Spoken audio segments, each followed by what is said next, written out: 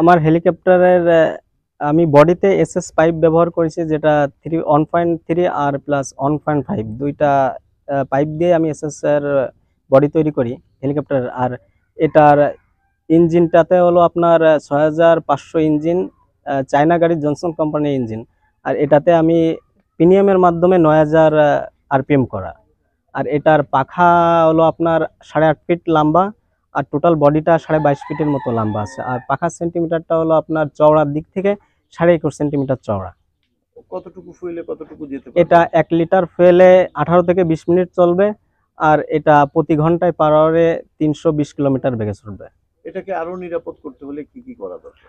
এটা আরো নিরাপদ করতে হলে আপনার ইঞ্জিনটা, তো আমি মূলত বাংলাদেশের চায়না ইঞ্জিন দিয়ে তৈরি করা, বাংলাদেশের বাইকের ইঞ্জিন দিয়ে। তা সেক্ষেত্রে এখানে যদি আমি অরিজিনাল হেলিকপ্টারের যে ইঞ্জিনগুলো আছে 422 মডেলের যে ইঞ্জিনগুলা, এই ইঞ্জিনগুলা যদি আমি এখানে ব্যবহার করি সেক্ষেত্রে আমার জন্য আরো বেশি ভালো, মানে অ্যাক্সিডেন্ট হেলিকপ্টারের জন্য এটা।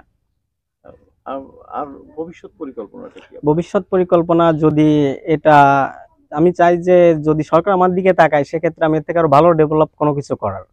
কারণ যে একটা আমি কমার্সের স্টুডেন্ট, তো একটা সায়েন্সের স্টুডেন্টের ভিতরে যে শুধু মেধা আছে এমনটা না। কমার্স আর্টস প্রতিটা ডিপার্টমেন্টের স্টুডেন্টের ভিতরে অনেক মেধা আছে, হয়তো মেধাগুলো পরিলক্ষিত হতে পারে না যে আর্থিক সমস্যার কারণে। আর আমার এটা প্রায় দীর্ঘ 3 বছর অধিক সময় লাগে যে নিজস্ব ব্যক্তিগত অর্থায়ন দিয়ে করা। সেক্ষেত্রে টাকা পয়সার ব্যাপারে এগুলো আমার ফ্যামিলি থেকে দেওয়া বা সবকিছু মেনে চলায় অনেকটা দেরি হয় শুধুমাত্র আর্থিক সমস্যার জন্য।